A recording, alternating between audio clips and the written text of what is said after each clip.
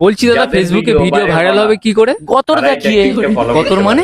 গতর মানে আপনি বাড়া বোঝেন না, বাড়ি গিয়ে বাড়া পোগো দেখেন। আরে গতরের ফুল ফর্মটা একটু বলুন না। রাত 12টার পরে আপনার মাথার বালিশ থাকা সত্ত্বেও আপনার বউয়ের যে তুলতুল নরম জিনিসের উপরে বাড়া শুয়ে থাকেন, তার নাম বাড়া গতর। কিন্তু আমার বউ তো ভিডিও করে, কিন্তু আমার বউয়ের ভিডিও ভাইরাল হচ্ছে না কেন?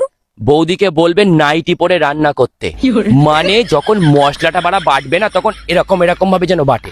মশলা বাটা দেখে দেখবেন বাড়া 1 মিলিয়ন ভিউ এসে যাবে। শাড়ি পরতে একদম বারণ করবেন, কারণ বেশি ভদ্রতা কিন্তু মানুষ পছন্দ করে না। মানুষ ভদ্র ভিডিও কেন পছন্দ করে না? আমরা 12 তাই আমরা বাড়া ভালো ভিডিও বাড়া পছন্দ করি না। যে বৌদির গতর আছে শাড়ির আড়াল থেকে এইটুকু দেখা যাবে, তখনই আমরা সেই ভিডিওতে লাইক দিই। কিন্তু যারা বাড়া ঢেকে ঢুকে আসে তাদের ভিডিওতে বাড়া আমরা লাইক দিই না। তাহলে দাদা আমার বউয়ের ভিডিওতে ভিউজ কেন আসছে না?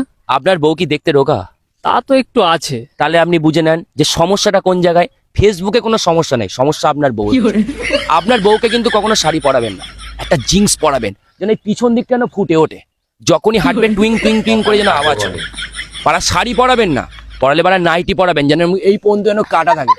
যখনই কাটা থাকবে দেখবেন দোল দুলুনি হবে, তখনই দেখবেন মারা ভিউজ চলে এসছে। বলছি দাদা তাহলে কি আমি ভিউজের পিছনে খাটবো না বউয়ের গতরের পিছনে খাটবো? বউয়ের গতরের পিছনে। কি করে?